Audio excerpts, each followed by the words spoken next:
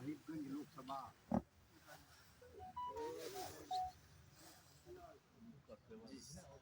जिसमें राजमहल लोकसभा नाम से जाना जाता है, उस प्रवासी विमान में केंद्र के सभी मंत्री वीडियो हमको जो दीजिएगा आइए यहाँ पे। ठीक। ये मेरा दूसरा दौरा है और कल हम 10 बजे से लेकर कल रात 11 बजे तक हमारे सभी पार्टी कार्यकर्ता नेताओं के साथ हमने दौरा किया। ये राजमहल जिला जो है, लोकसभा मतदार संघ जो है, राजमहल, बोरियो, बरहेट और पाकुड़, ये 4 जिला मिलाकर एक लोकसभा। इस लोकसभा में लगभग 15 मंडल आते हैं। तो हमने कल सवेरे राजमहल में लगभग 7 मंडल की मीटिंग कराई। उसके बाद बोरियो विधानसभा की हमने 2 मंडल की मीटिंग कराई और आज पाकुड़ की जो 3 मंडल है, 2 मंडल आगे उसकी मीटिंग हम आज कराएंगे। लगभग आने वाली 2024 की जो लोकसभा है, जहाँ हमने हमारे अलायंस पार्टी को सीट छोड़ी थी, जो कि आज हमारे साथ नहीं है, और जहाँ हम जीत नहीं पाए, ऐसे सीटों पर हम कार्यकर्ताओं को चुनाव के लिए तैयारी करने के लिए हम इस मीटिंग में मार्गदर्शन करेंगे। मैं अभी आज मेरा दूसरा दौरा होने जा रहा है। 2 दौरे के बाद मुझे विश्वास आया है कि आने वाली 2024 की जो चुनाव है, उस चुनाव में भारतीय जनता पार्टी ये राजमहल सीट जो है वो पक्का जीतेंगी, ये मुझे विश्वास है। क्योंकि कार्यकर्ताओं के साथ बातचीत करने के बाद कार्यकर्ताओं ने जो संगठन का ढांचा खड़ा किया है यहाँ पर, उसके आधार पर मेरा ये मन बना है कि ये चुनाव हम जीतेंगे। हमारे विधायक जी है, हमारे लोकसभा हमारी ये जिला अध्यक्ष है, ये 2 दिनों से मेरे साथ है। उन्होंने भी जिले के संगठन के बारे में जो काम किया, वो बैठकर हमने एक कोर ग्रुप के साथ चर्चा की और मुझे ऐसा लगता है कि ये सारा चर्चा करने के बाद हमें विश्वास आया है कि हम चुनाव जीतेंगे। और ये मेरा दूसरा दौरा है, लेकिन बार बार 1 महीने को एक वीडियो कॉन्फ्रेंसिंग और दूसरे महीने में मैं खुद यहाँ पर आकर और इससे भी ज़्यादा संगठन मजबूत करने का काम करता हूँ। आपसे सर जानना चाहेंगे, भारतीय जनता पार्टी पूरे देश में सबका साथ, सबका विकास, सबका प्रयास के मंत्र पर जो है काम कर रही है और विश्वास जीतने का भी काम कर रही है। लेकिन पाकुड़ में यदि देखें तो खासकर रेल सुविधाओं के नाम पर आप पब्लिक का विश्वास नहीं जीत पा रहे हैं। ऐसी परिस्थिति में बतौर रेल मंत्री आपका अगला प्रयास क्या होगा? ऐसा है कि मेरे पास 2 झारखंड के 2 जिले हैं, एक है साहिबगंज और दूसरा है चाईबासा। तो कम से कम एक जगह से मुझे 25-25, 30-30 निवेदन आ रहे हैं और मैंने कार्यकर्ताओं को आश्वस्त किया कि एक बार सब जने मिलकर इसमें से जरूरी कौन सा है वो जरा मुझे बताएं। एक बार कार्यकर्ताओं से मीटिंग करके मैं ये करूँगा। पिछली बार मैं आया था यहाँ राजमहल में, तो गांव वालों ने एक शिकायत की मुझसे कि यहाँ पर रेलवे का जो स्कूल है वो बंद होने जा रहा है। मैं खुद उस स्कूल में गया और देखा, एक बड़ी अच्छी सी बिल्डिंग है, जगह अच्छी है, बच्चे भी हैं, लेकिन बंद क्यों होने जा रही है। लेकिन तुरंत मैं दिल्ली जब गया और मैंने हमारे ऑफिसर को बोला कि ये स्कूल बंद नहीं करना चाहिए, तो अभी स्कूल बंद नहीं होगा। वो हमारी एक जो गाड़ी थी, क्या नाम उसका, वनांचल एक्सप्रेस, उसके बारे में भी कुछ कार्यकर्ताओं ने और आम लोगों ने शिकायत की थी कि भैया इसमें जगह नहीं मिलती, इसमें डब्बे बढ़ाइए। उसमें भी 5 डब्बे हमने बढ़ा दिए। तो धीरे धीरे करके एक ही दिन में तो हो नहीं सकता, लेकिन जैसे जैसे प्रायोरिटी आएंगी वैसा वैसा काम करने का मैं सोच रहा हूँ। सर पाकुड़ के लिए कुछ विशेष है सर? लेकिन सर आपसे ये जानना, मैंने आपको बताना भी चाहेंगे और आपसे जानना भी चाहेंगे कि पाकुड़ रेलवे स्टेशन जो है आज़ादी के पहले का रेलवे स्टेशन है, और पाकुड़ रेवेन्यू के मामले में हावड़ा डिवीजन में सबसे ज़्यादा रेवेन्यू देता है, बावजूद रेल के अधिकारी यहाँ उपेक्षित क्यों रखते हैं यहाँ के रेल के जो रेल यात्री हैं उसे? क्या वंचित रखते हो बोलेंगे तो मैं जैसे आप देखेंगे कि एक्सप्रेस ट्रेनें यहाँ से गुजरती है, ठहराव नहीं है बहुत सारी ट्रेनों का। वंदे भारत इतनी अच्छी एक्सप्रेस जो ट्रेन को अपने पर्यटन को विकसित करने के लिए स्टार्ट किया, पश्चिम बंगाल में रुकती है, पाकुड़ में नहीं रुकती है। पाकुड़ जो है आपके झारखंड में मात्र एक पाकुड़ स्टेशन है, और राजमहल संसदीय क्षेत्र में भी जो पश्चिम बंगाल से जो भी ट्रेनें आती हैं, एक तरह से यदि कहा जाए तो वहाँ जो दीदी का ही लगता है वर्चस्व चल रहा है, सबका साथ सबका विश्वास, और सबका विश्वास जीतने में अपना काम है। क्या कहना चाहेंगे आप? तो आपका प्रस्ताव ये है कि हर हर स्टेशन पे वंदे भारत रुकना चाहिए? नहीं नहीं, हर स्टेशन पर अगर नहीं ऐसा बता रहे प्रस्ताव है हैं। हमारा कहना है जैसे बहुत सारी एक्सप्रेस ट्रेन, हम उदाहरण दिए आपको वंदे भारत का, दिल्ली के लिए जैसे कोई दिल्ली के लिए ट्रेन नहीं है, दूसरा पैसेंजर ट्रेनें जो दूसरा बंद हो गई दूसरा उसको सर चालू नहीं किया गोड्डा गया। स्टेशन हाल फिलहाल में बना, वहां से साउथ के लिए ट्रेन खुल गई, दिल्ली के लिए ट्रेन खुल गई, मुंबई के लिए खुल, गोवा के लिए खुल गई। पाकुड़ रेलवे स्टेशन आज़ादी से पहले का है, तो यहाँ से क्यों नहीं है? जैसा भैया जहाँ से रेल छोड़ना है वहाँ पर इंफ्रास्ट्रक्चर पहले से होना चाहिए, वहाँ पर पिक लाइन होना चाहिए, वहाँ पर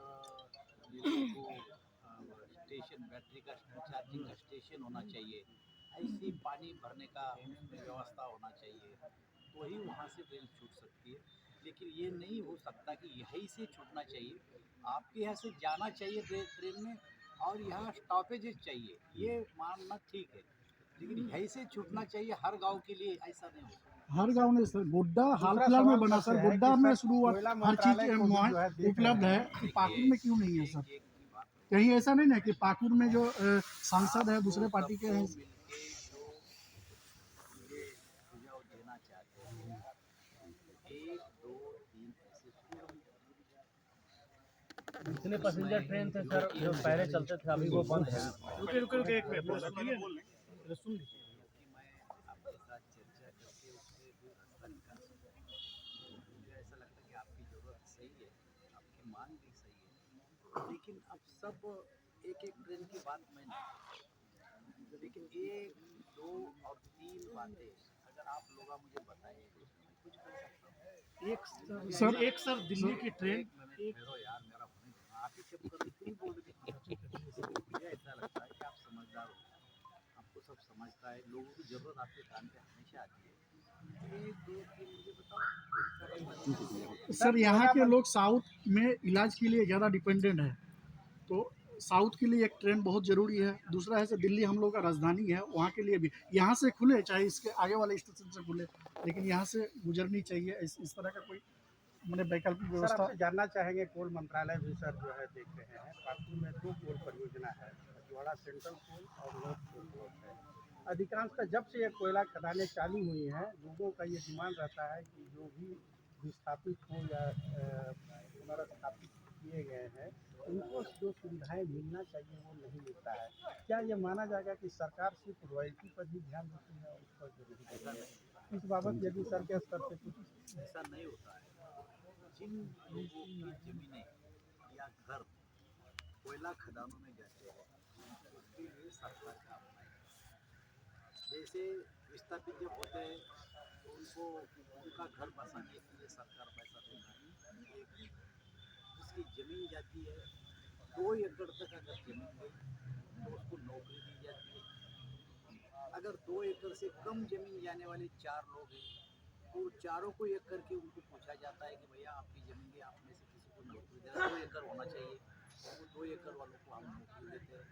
अब नौकरी नहीं चाहिए तो उसको उसका मुआवजा भी देते हैं। मुझे ऐसा लगता है 2 खदानें आपके पास है, अगर आपके पास ऐसी कोई शिकायत है कि इसकी ज़मीन गई मुआवजा नहीं मिला, जिसकी ज़्यादा ज़मीन गई उसको नौकरी नहीं मिली, जिसका घर गया उसको पैसा नहीं मिला, तो एक बात ध्यान में अगर ला के दिया तो मैं इसमें उस पर काम कर सकता हूँ। सर, क्योंकि संगठन के ही बबलू जी हैं, आपके राजमहल संसदीय के प्रभारी भी बनाए गए हैं, हम लोग जानते हैं।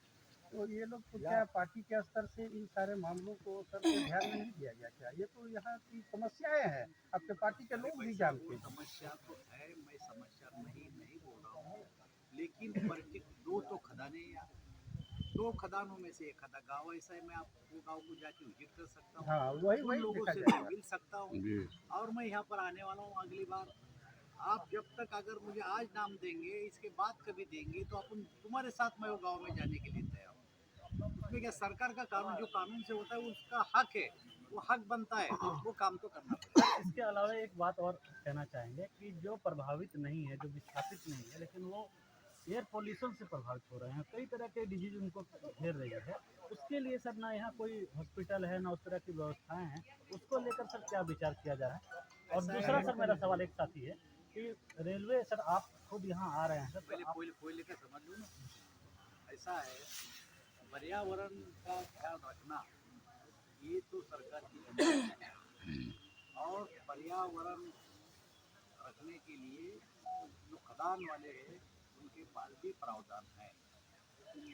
वहाँ पर पौधे लगाना है, पानी की व्यवस्था करना है, प्रदूषण नहीं फैलना है, इसके लिए चिंता करना है, ये उसकी जिम्मेदारी बनती है, और सरकार हमेशा उस पर निगरानी रखती लेकिन सर यहाँ हो नहीं रहा है, सर दिक्कत ये है कि है। निगरानी मैं एक हो बार नहीं आपको रही बोला, सर, निगरानी हो नहीं रही। मैंने आपको बोला कि अगर आपके साथ कोई गाँव में जाने की जरूरत पड़ी, कोई सुविधा नहीं दी जा जब मैं रही। अगली बार आऊँगा तो मुझे ध्यान में ला के दो, मैं जरूर उस पर एक्शन लूँगा। दूसरा सवाल था सर कि आप सर खुद आ रहे हैं, पाकुड़ आ रहे हैं, तो आप सर जिन चीज़ों को समझ रहे हैं उसको लेकर सर पाकुड़ के बारे में क्या सोच रहे हैं सर, रेल मंत्री को लेकर? सवाल ऐसा पूछोगे जिसका जवाब मैं दे सकता सर मतलब मेरा ये कहना है कि आप सर कई सारे तो हूँ। समस्याएं आज हैं। तो मैं पार्टी के काम के लिए आया, मैं पार्टी के बारे में कुछ है, पाकुड़ के बारे में आपके पास?